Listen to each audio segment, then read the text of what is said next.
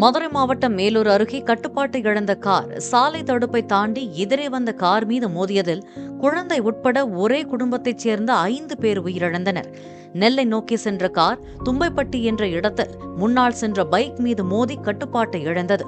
கண்ணிமைக்கும் நேரத்தில் நிகழ்ந்த இந்த விபத்தில் காரில் இருந்த 2 பெண்கள், 3 வயது பெண் குழந்தை உள்பட ஒரே குடும்பத்தினர் 5 பேர் உயிரிழந்தனர்.